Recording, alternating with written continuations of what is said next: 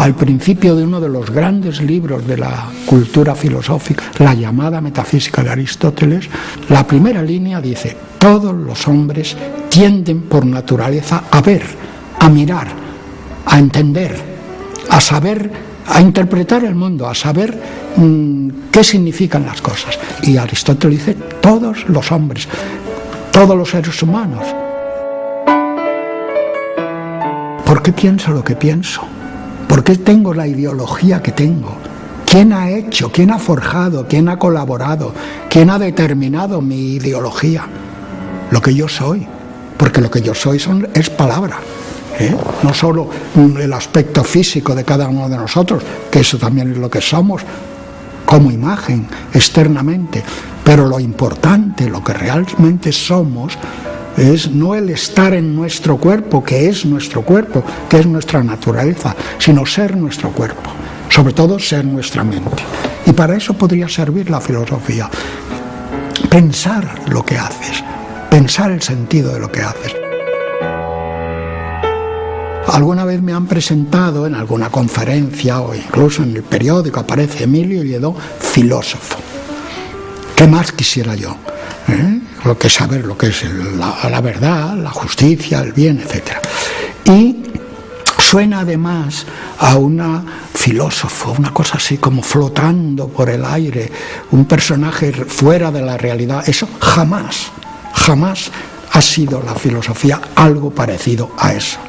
Digamos, los que se llamaban filósofos, muchos de ellos no sabían todavía lo que eran, ¿no? Eran gente que querían ver, gente que querían entender, personas que encarnaban hasta cierto punto la conciencia crítica de una época. En el origen de la filosofía, en el origen del pensamiento, de eso que se llama, con más o menos acierto, pensamiento occidental, allí se hace una reflexión, es la primera gran reflexión sobre el lenguaje. Darnos cuenta de que tenemos una lengua materna en la que hemos nacido, pero que lo que somos es lengua matriz, una lengua capaz de manifestar lo que somos, lo que realmente somos, lo que realmente hemos vivido. La historia personal de cada ser se manifiesta en eso que yo llamaría lengua matriz. No solo lengua materna, tiene esta expresión tan hermosa, ¿verdad? Es una lengua que te acaricia, que te acoge, que te mima, pero que tienes que estar siempre, digámoslo, reflexionando sobre ella, para no caer en las palabras vacías, en las frases hechas, en el lenguaje trivializado, en el lenguaje escurridizo, en el lenguaje satinado, que no sirve para nada, ¿no? Entonces, una de las misiones más importantes de la filosofía es la reflexión, el pensar en las palabras. ¿Qué significa belleza? ¿Qué significa justicia? ¿Qué significa bien? ¿Qué quieres decir cuando dices esta palabra? Cuando dices amor, o cuando dices sabiduría, cuando dices conocimiento, cuando dices comunicación. Convertir al lenguaje en objeto, desde el sujeto que lo quiere entender, eso fue una revolución intelectual prodigiosa. Tan prodigiosa que debemos de seguirla manteniendo, que debemos de seguir interrogando al lenguaje para evitar que nos manipulen, que nos engañen, que nos ignorantifiquen. No sé si en esta casa, en la academia, ese verbo puede pronunciarse, pero bueno, me ha salido. O sea, que nos conviertan en ignorantes. Nunca ha habido tantas posibilidades de comunicación, nunca ha habido tantas posibilidades de entenderse los seres humanos a través de los medios de comunicación, que son por otra parte maravillosos, imprescindibles en nuestra sociedad, necesarios, etcétera, etcétera. Pero precisamente por esa abundancia de medios, hay que mimar más el lenguaje, hay que pensarlo más, hay que mirarlo más, hay que mirar más las palabras. Y eso se consigue a través de la educación, a través de la enseñanza, a través de lo que aprendemos en la escuela.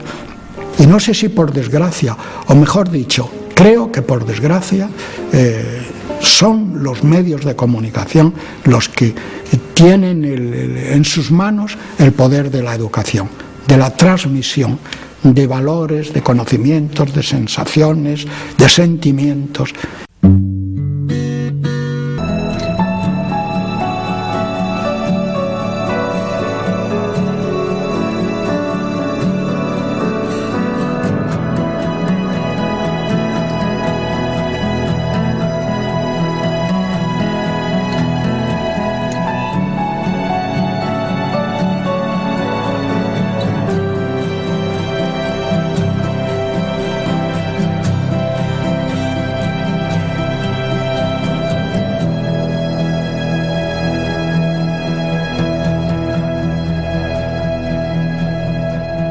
Yo creo que el mundo está lleno de genios, pero hace falta maestros. Entonces yo me gustaría más ser maestro que genio, ¿no? He intentado acercar esas ideas, esa capacidad crítica, decirle que la filosofía le corresponde a todo el mundo, ¿no? Es decir, que no, la filosofía nunca es una cosa de unos pocos, de unos cuantos, sino que es una pasión de cualquiera.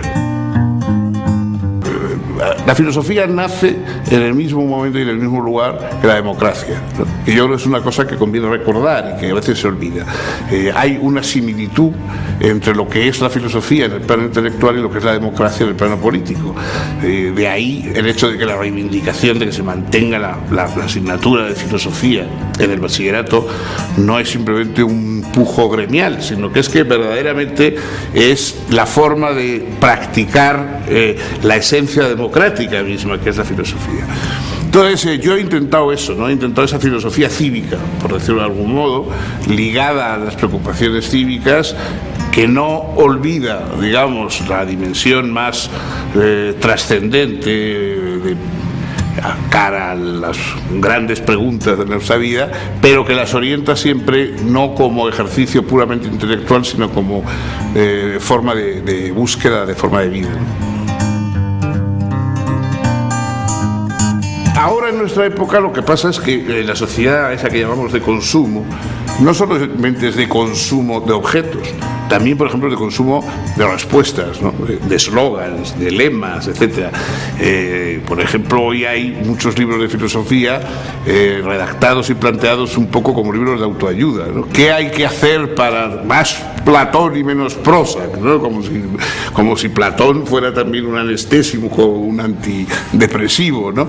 Entonces lo que se busca es un libro de un recetario, y por eso, pues claro, cuando uno aclara que la filosofía está hecha de preguntas y no de respuestas, y que uno no piensa para salir de dudas sino para entrar en dudas, inmediatamente hay gente que dice, no, pues yo lo que quiero es, a mí deme algo que me lleve a casa, ¿no? Y que yo lo aprenda, ¿no? Yo creo que el coraje es una dimensión intelectual imprescindible. Es decir, si uno no tiene coraje, verdaderamente el pensamiento se convierte simplemente en un rompecabezas, nada más, que es un poco por otra parte lo que es para muchos, ¿no? O sea, es un rompecabezas mejor o peor dispuesto, con más o menos gracia, pero simplemente un rompecabezas. Además, como con eso ya basta para que te den una cátedra o tal, pues la gente no se busca más líos, ¿no? Pero para que el pensamiento vaya más allá del rompecabezas hace falta un coraje personal, y eso es lo que le da un poco fuerza, y yo en ese sentido creo que es imprescindible.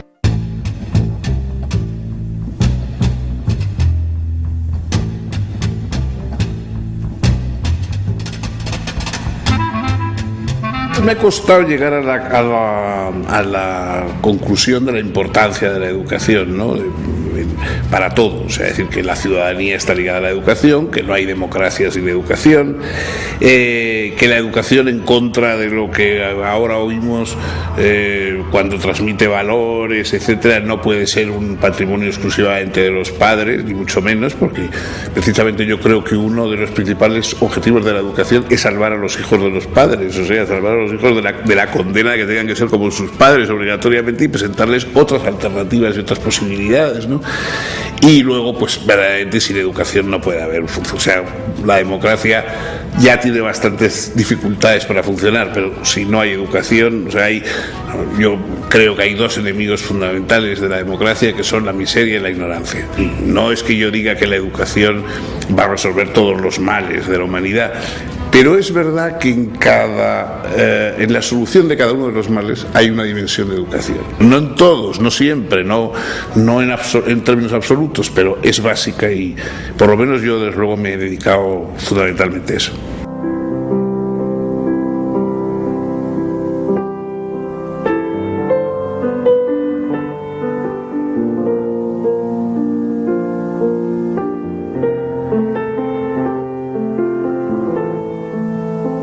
Si tú no entiendes las razones de los demás o las otros son incapaces de exponer sus razones o creen que es imposible o ni necesario hacerlo porque nadie les va a escuchar, esos son sociedades en que están siempre bulliendo de violencia, ¿no? Porque la violencia es cuando no te entiendes o no te entienden, ¿no?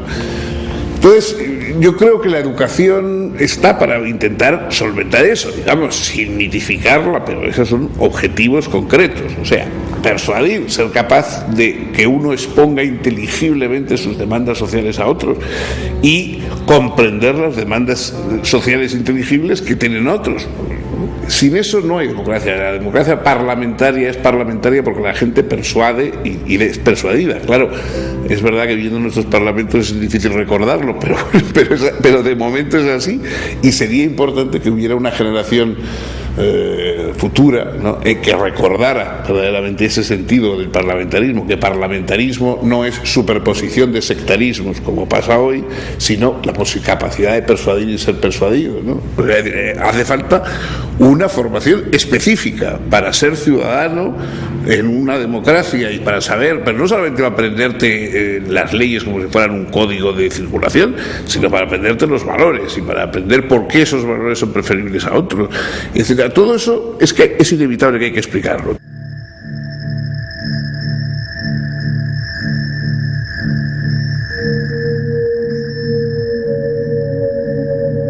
La persona capaz de una reflexión moral sobre su libertad, etcétera, etcétera, es más persona, más libre, etcétera, que la persona que no tiene nunca esa reflexión y que actúa imitando al vecino. Pero eso no quiere decir que el mundo vaya a mejorar. En las peores dictaduras hay personas admirables éticamente. En cambio, una buena política evita las dictaduras. O sea que entonces yo creo que cuando se dice que hay que combatir los males políticos con ética, es como si se dijera que hay que apagar los incendios forestales con agua bendita. Pues no, es decir, no hay que ir con un hisopo de agua bendita a apagar el incendio forestal, sino apagarlo con los medios debidos. Y lo mismo la política se contrarresta la mala política con buena política.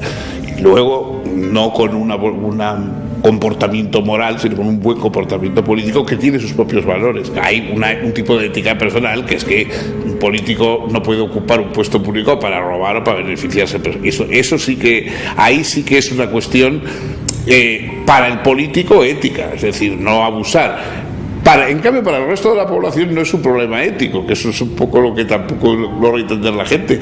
El sinvergüenza que ha metido la mano en la caja y se lleva el dinero, ese sinvergüenza tiene un problema ético, pero el resto de la población lo que tiene es un problema político. ¿Cómo se lo quita uno de encima? ¿Cómo lo sustituye por otro? ¿Y cómo impide que el que venga pueda hacer eso mismo, ¿no?